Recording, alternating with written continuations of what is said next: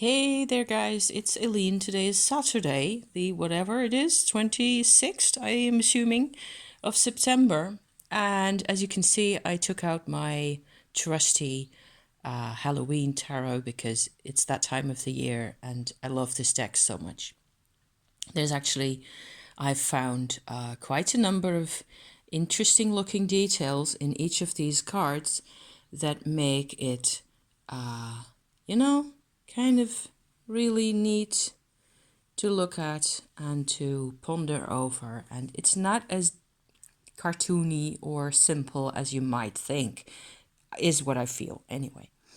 So these cards out here are another attempt of mine at getting a kind of a sense of a past life reading where I suppose that what I've been doing really is copying from Jennifer's art history for past lives tarot spreads that she did for me, which will be up, the links to which will be up also on my channel very soon, where she uses, the book that goes with the art history tarot for past lives and the spreads in there to dig into a lot of, of content, I suppose is one way of putting it, that has to do with my mother in that particular case, or with my husband, or there's another, there's 4 different videos that she's made for me. I found this all to be completely inspiring and very interesting to look at. And I had a little thought as to how I might steal some of that spread intel, actually. So I've got it in my journal out here, where it says I actually tried to combine a few things that I found in her spreads, the way she put them out.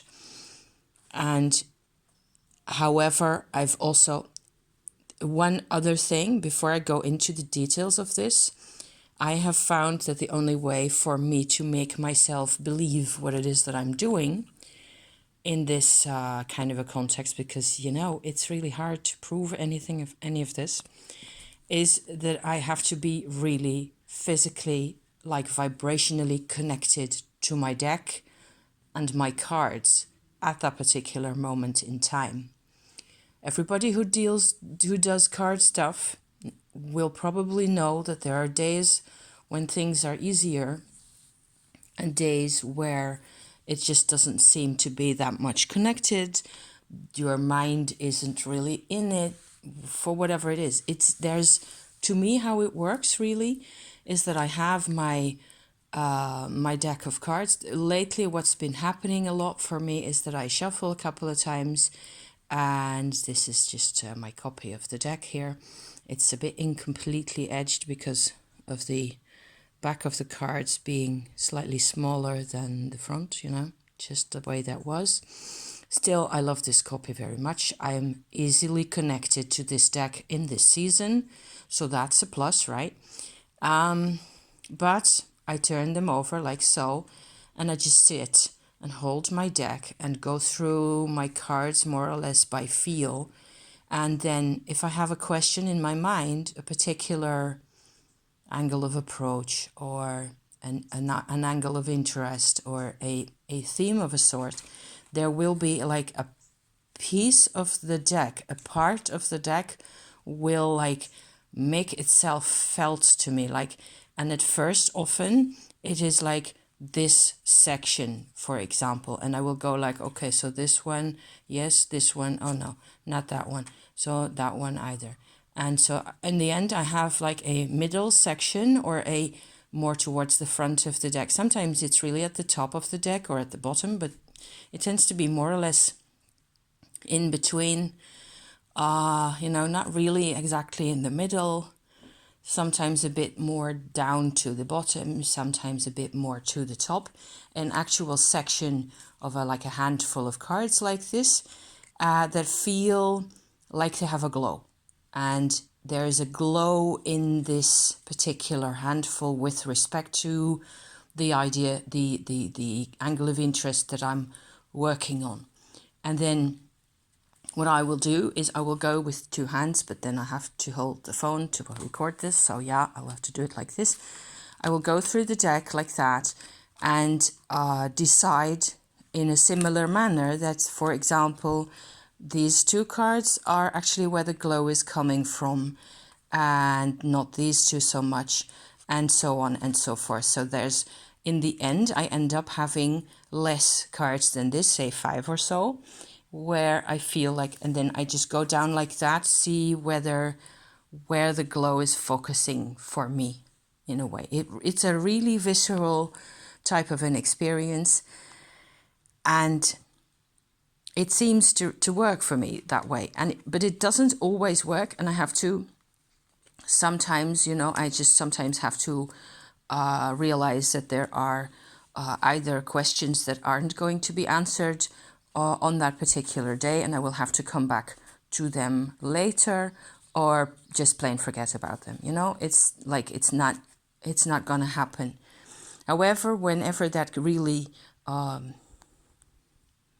don't know how to describe it. It's very mystical in a way.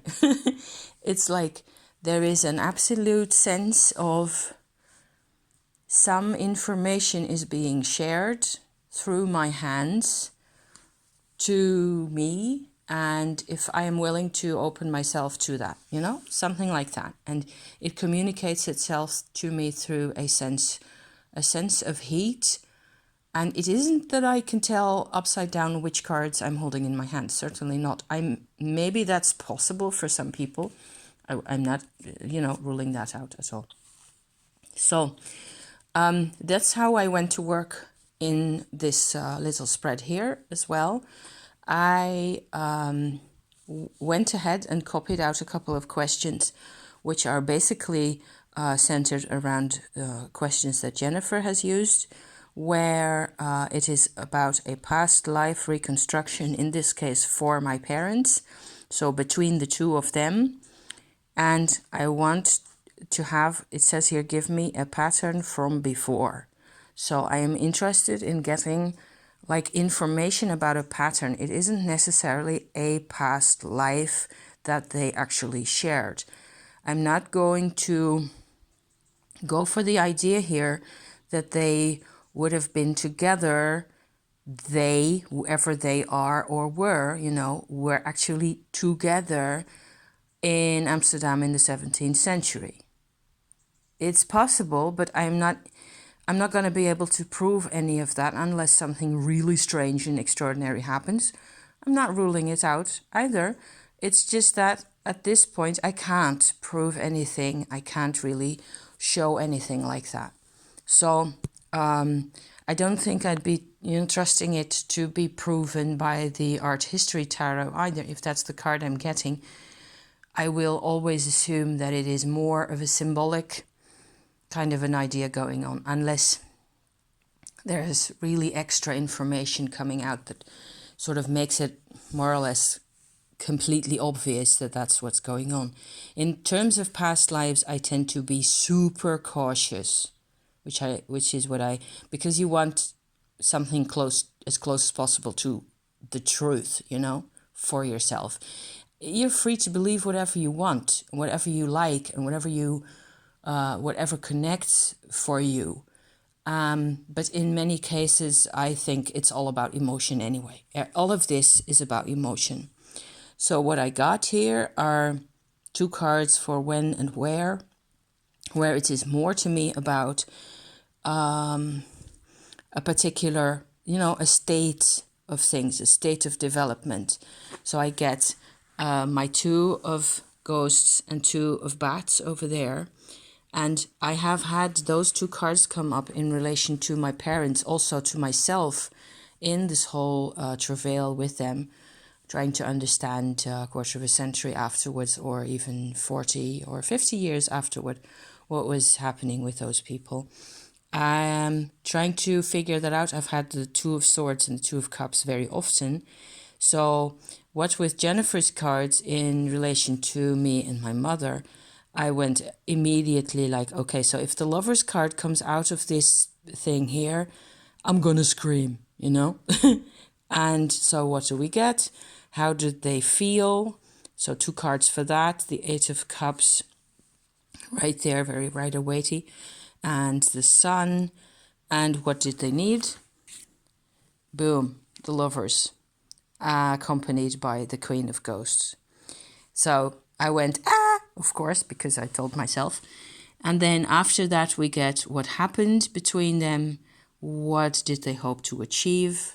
Either of which is, those questions are answered by Queen of Pumpkins and Empress, respectively, which I find kind of a neat pairing there.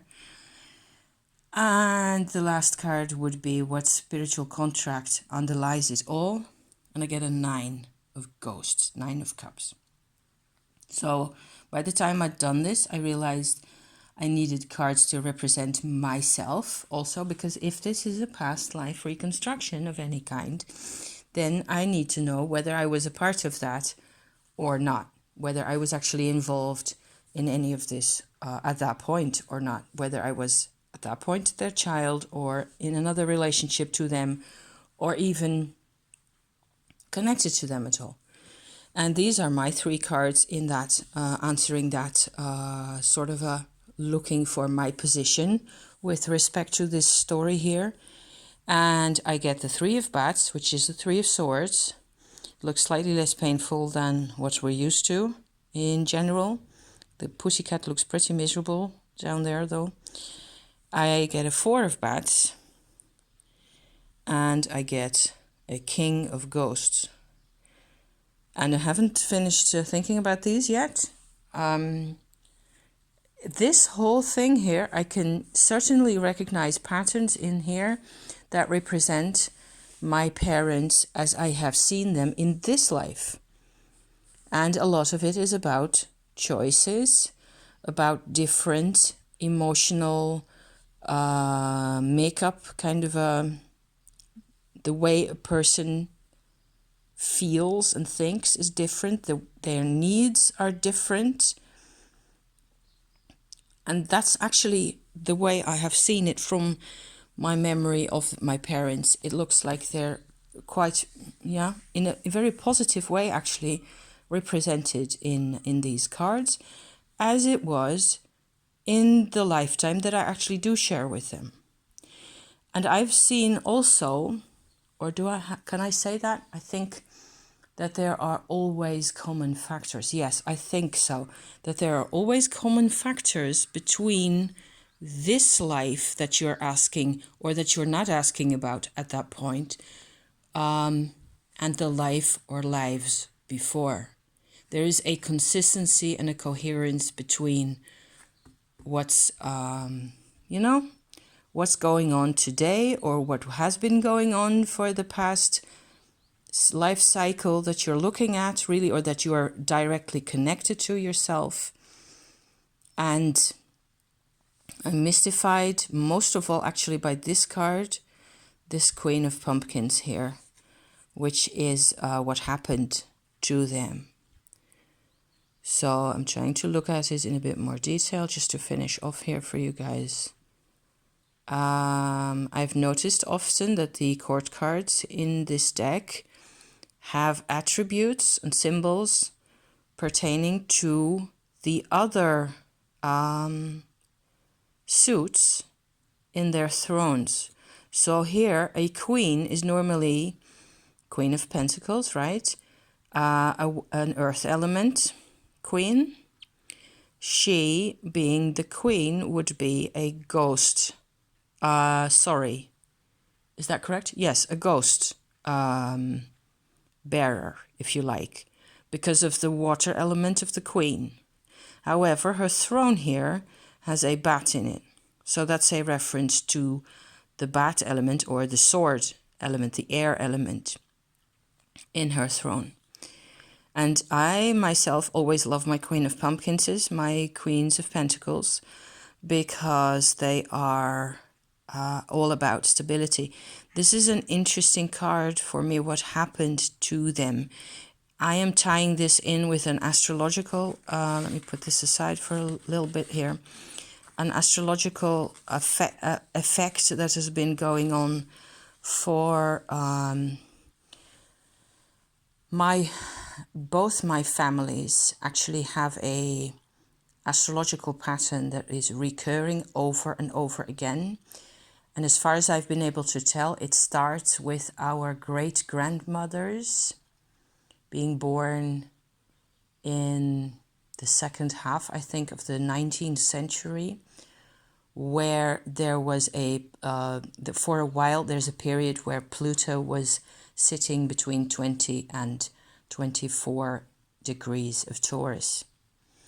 And a lot of my people, to a weird extent, have this thing where there is some important, everything's important in astrology, some kind of an important astrological point coming back to that position. So it's like a song with this 21, 22 degree Taurus degree coming back again and again and again and again.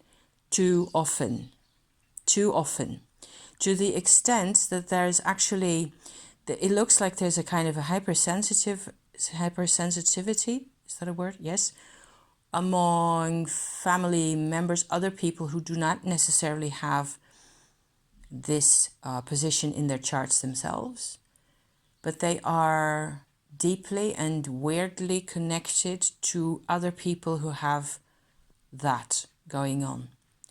And those people, the people who have an important position, like, for example, my grandmother on my dad's side has her moon there.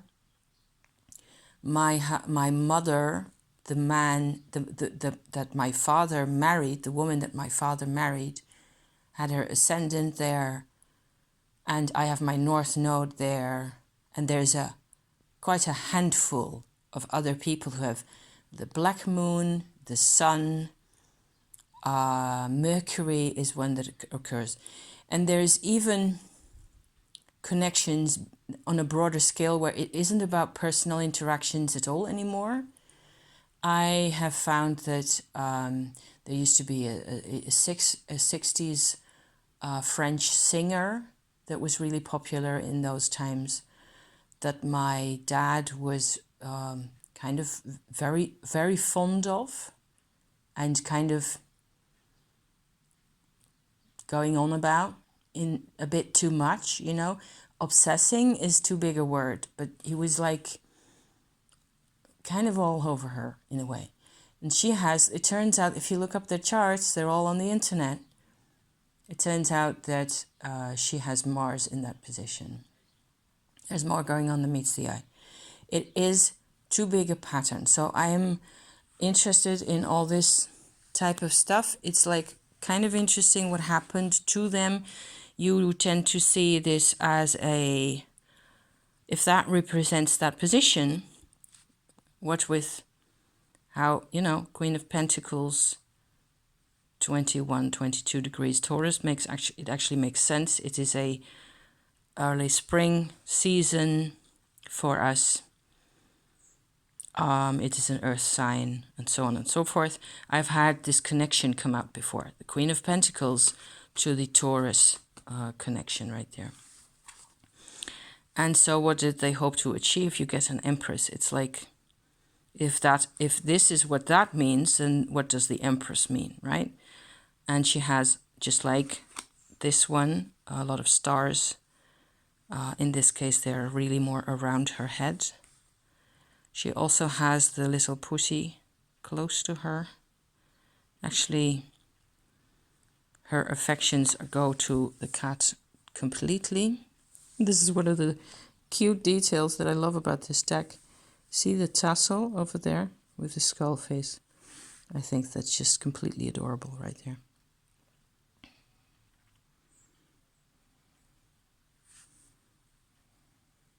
Yeah, okay, dropping off. Thank you for watching. I hope this is of interest to you, and I will put, you know, some of the questions into the description to this video, so you can have a go at it for yourself. Have fun. See you next time. Bye for now.